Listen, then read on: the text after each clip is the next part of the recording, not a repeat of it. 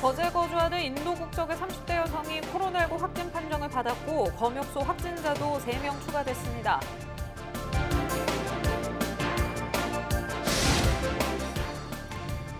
(4년) 만에 열릴 예정이던 고성 공룡 세계 엑스포가 코로나19로 결국 내년으로 연기됐습니다.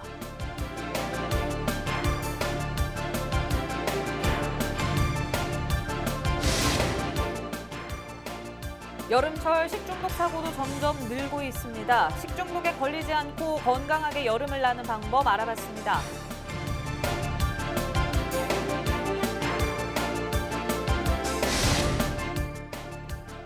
재선 이후 6년째 밀양을 이끌고 있는 박일호 시장이 남은 2년이 밀양 르네상스 완성기라며 성과만을 위해 달려가겠다고 밝혔습니다.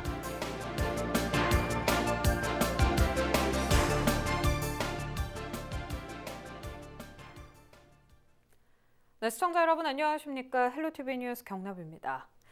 경남에서 코로나19 확진자가 추가 발생했습니다. 경남 137번 확진자는 거제에 거주하는 인도 국적의 30대 여성으로 인도에 머물다 지난 4일 인천공항으로 입국했습니다.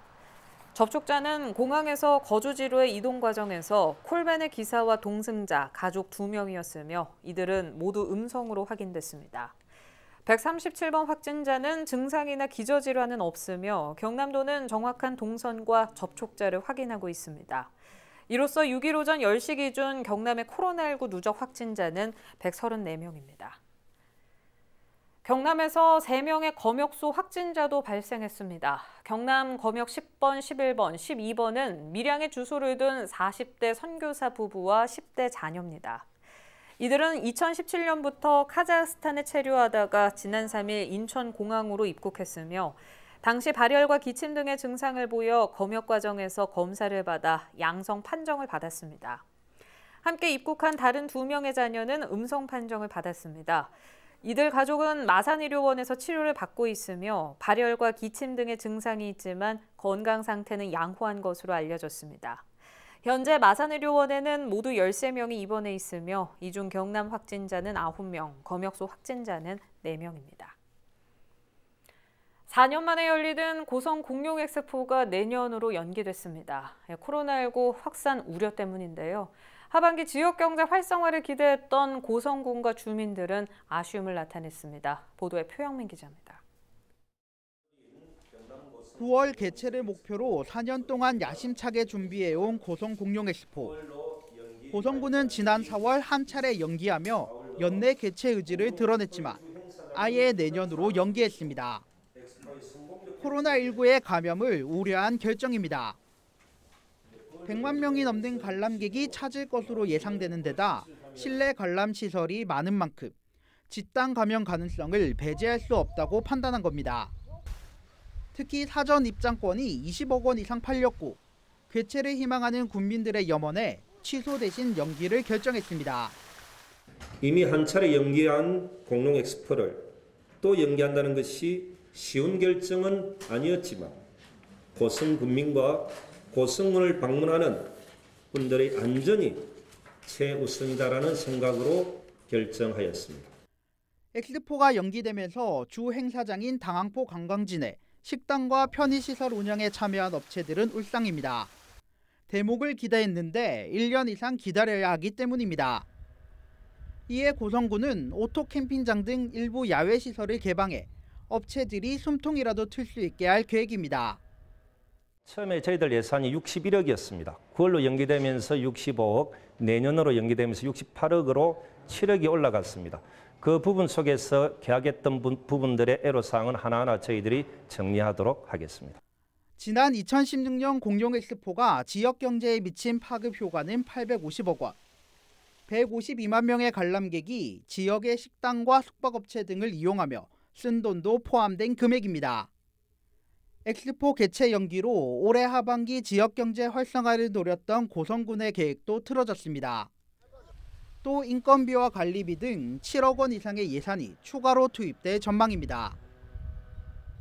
코로나19 여파로 4년 만에 열리는 고성 공룡 엑스포가 연기되는 아쉬움 속에 고성군은 콘텐츠 강화 등을 통해 더 내실 있는 엑스포를 선보인다는 계획입니다.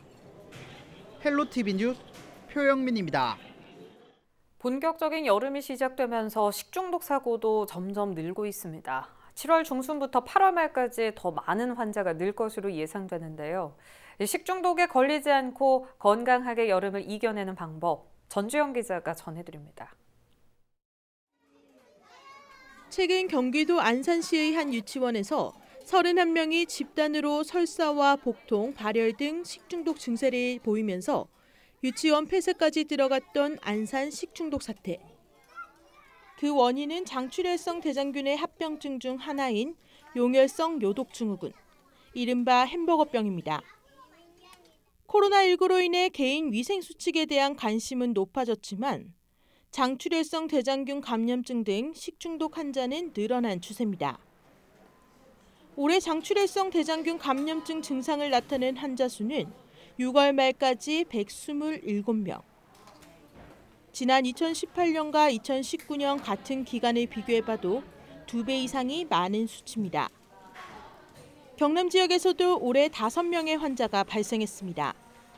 이런 이제 식품외교성 감염증은 사람과 사람 사이에 전파되는 감염이 아니고 이제 오염된 음식을 통해서 감염되는 경우다 보니까 아무래도 이제 여름철이고 이제 기온이 올라가면서 음식 보관이 잘못되면서 균이 훨씬 더 많이 자라지 않을까, 번식하지 않을까 싶습니다.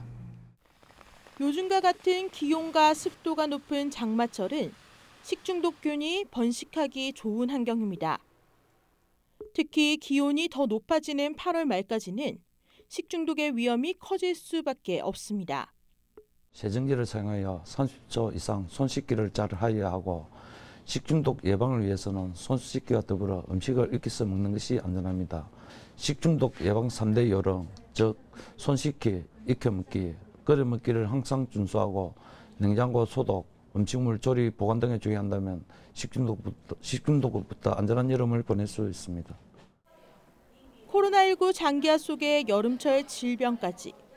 병을 막기 위해선 개인 위생 수칙을 철저히 지키는 것은 물론 음식물을 완전히 익혀 먹는 것이 가장 중요합니다. 헬로티비 뉴스 전주연입니다. 지자체 시장 군수를 뽑은 지 2년이 지났습니다. 지자체별로 그간의 성과와 남은 과제를 짚어보고 있는데요. 재선 이후 어느덧 6년째 밀양을 이끌고 있는 박일호 시장은 남은 2년이 밀양 르네상스 완성기라며 성과만을 위해 달려가겠다고 밝혔습니다. 장보영 기자가 취재했습니다. 미흡한 부분을 지난 6년 동안에 이것만은 자신할 수 있습니다. 수없이 토론하고 시민들에게 성과로 보답한다. 박일호 밀양시장은 지난 6년을 이렇게 평가했습니다. 시민이 행복한 밀양 르네상스 시대라는 목표로 밀양만의 가치를 찾는 데 집중했고 나노산당과 체험형 관광단지 조성 등을 이끌어냈습니다. 밀양 르네상스의 완성기로 향하는 지금, 박 시장은 청년에 집중하고 있습니다. 현재 밀양의 인구 구성은 65세 이상 어르신이 약 27%로 이미 초고령화 사회에 진입한 상황. 지방 소멸을 막기 위해서는 청년 수혈이 시급합니다. 대학조차 없으니까 다른 데 대학을 가고요. 다른 대학 간 김에 거기서 주저앉거나 직장을 잡아버려요. 일도 하지만은 같이 즐기고 행복해질 수 있는 공간들을, 인프라를 밀양시가 어떻게 만들어가느냐.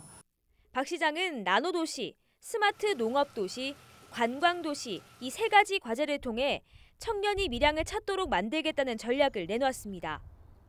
먼저 나노국가 산단 기업 유치와 동시에 한국 나노마이스터고, 폴리텍대학 등 교육기관을 통해 전문 인력을 양성하고 일자리 창출에 집중합니다. 스마트팜 혁신밸리 사업을 유치한 만큼 농업의 스마트화도 선도합니다. 유통팔로 다각화를 위한 밀양 물산도 설립해 청년 농업인이 일하기 좋은 도시로 태바꿈한다는 계획입니다.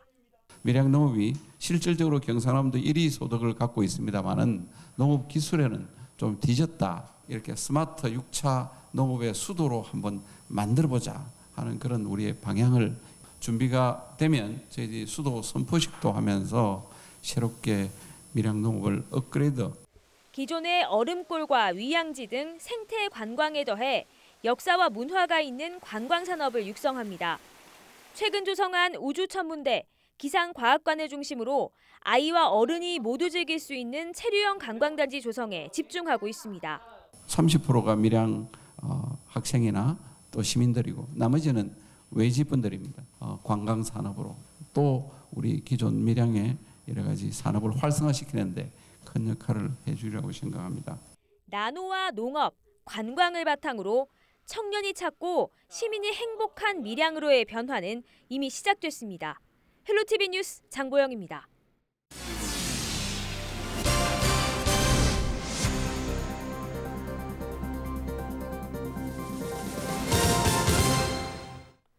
서부 경남 공공의료 확충 공론화 도민참여단이 합의안을 도출하고 김경수 지사에게 전달했습니다. 도민참여단은 4번의 토론회를 통해 의료 접근성과 시스템이 부족한 서부 경남에 공공의료 확충이 필요하다는 의견을 모았으며 참석자 95.6%가 찬성했습니다. 또 의료 확충을 위해 공공병원을 설립하고 신설 공공병원은 의료 전문성과 24시간 응급체계를 갖춰야 한다고 강조했습니다. 공공병원 후보지로는 진주시 옛 예하초등학교와 남해군 남해대교 노량주차장, 하동군 진교면 진교리 산 27-1 등이 거론됐습니다. 공론화위원회는 이달 안에 경남도의 정책 권고안을 제안하고 공론화를 마무리할 예정입니다. 한편 김경수 지사는 이번 공론화 과정을 서부권 공공의료체계를 구축하는 작업이라고 평가하며 약속을 지키겠다고 강조했습니다. 김 지사는 진주의료원이 문을 닫은 것은 지역 공공의료는 물론 대한민국 역사 한 페이지가 사라진 일이었다며 도민들이 공론화를 거쳐 내린 결론은 어떤 정치인도 어떤 정치적 변화가 오더라도 절대 뒤집지 못할 것이라고 밝혔습니다. 이에 도민참여단의 결론을 이어받아 행정기관이 공공병원을 설치하겠다는 약속을 지키겠다고 거듭 강조했습니다. 공공병원 역할을 해온 옛 진주의료원은 홍준표 전 경남지사 시절인 2013년 폐업됐습니다. 코로나19 정부 지원금을 미끼로 보이스피싱 사기 행각을 벌인 30대 남성이 징역형을 선고받았습니다.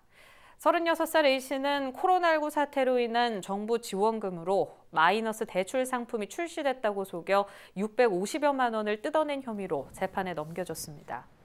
창원지방법원은 6일 A씨에게 징역 10개월을 선고했으며 피해 복구가 되지 않는 점을 고려하면 엄중한 책임을 물어야 하지만 범죄 수익이 크지 않은 점을 고려해 형을 정했다고 판시했습니다.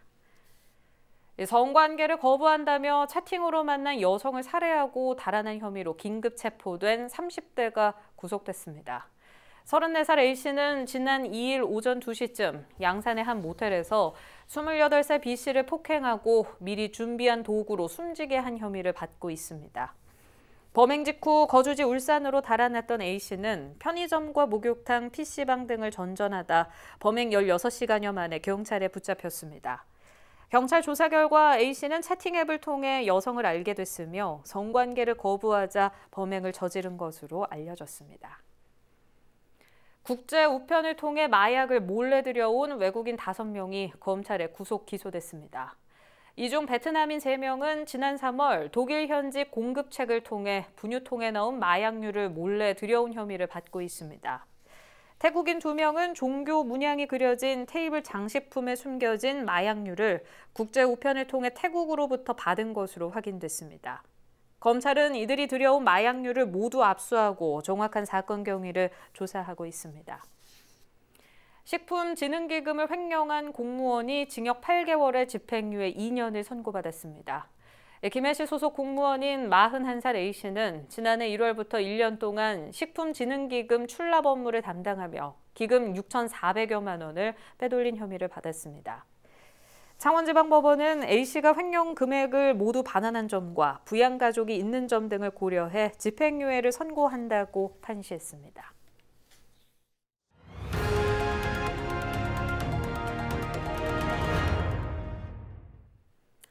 경남도의회가 한 차례 선출이 불발된 후반기 제2부의장을 원포인트 임시회를 열어 선출합니다.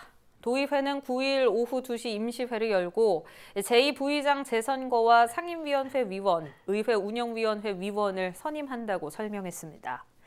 제2부의장 선거 후보 등록은 6일까지로 이미 재선거에 등록한 미래통합당 이해상원 의원과 손호연 의원, 더불어민주당 이종호 의원의 등록은 유효합니다.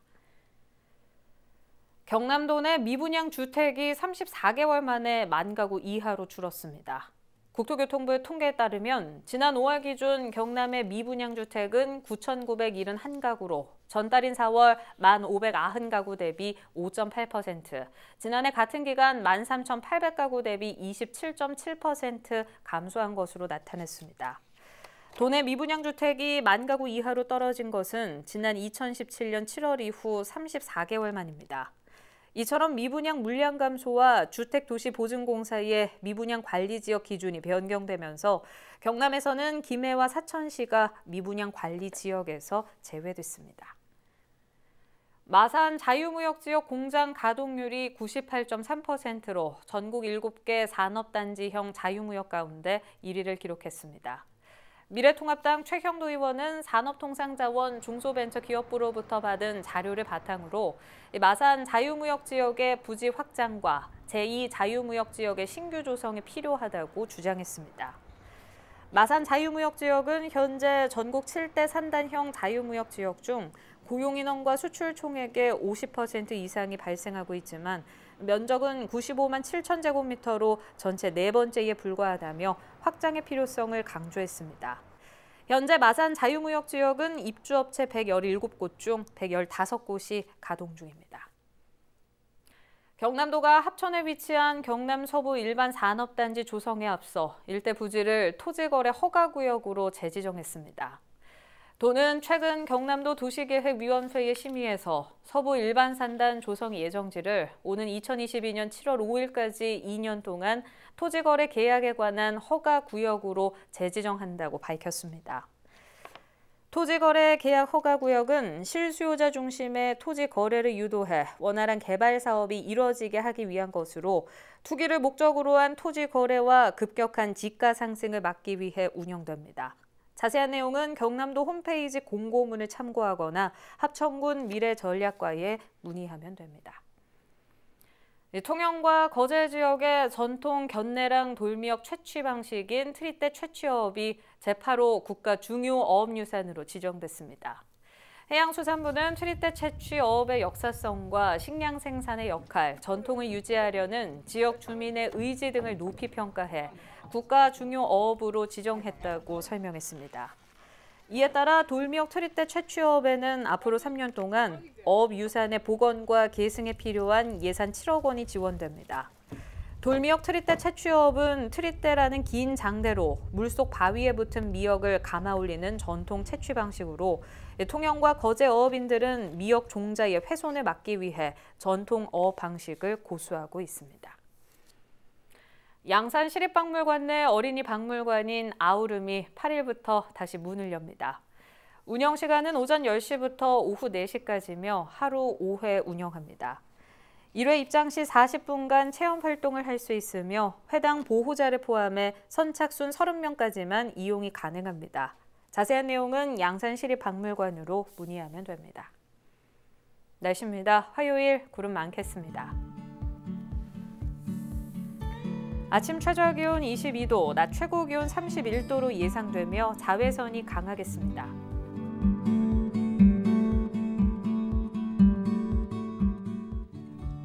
주간 날씨입니다. 장맛비가 예상됐던 화, 수, 목요일은 구름 많은 날씨 보이겠고 금요일부터 다시 비 소식이 있습니다. 장마 전선의 영향에 따라 변동사항이 있으니 추후 기상 정보를 참고하시기 바랍니다. 해상입니다. 남해 동부 먼 바다에 비 소식이 있습니다. 바다의 물결도 다소 높아져 최고 2.5m까지 일겠습니다. 생활지수입니다. 대기가 습하고 기온이 높아 불쾌지수가 높습니다. 쉽게 지칠 수 있어 냉방은 조금 강하게 유지하셔도 좋겠습니다.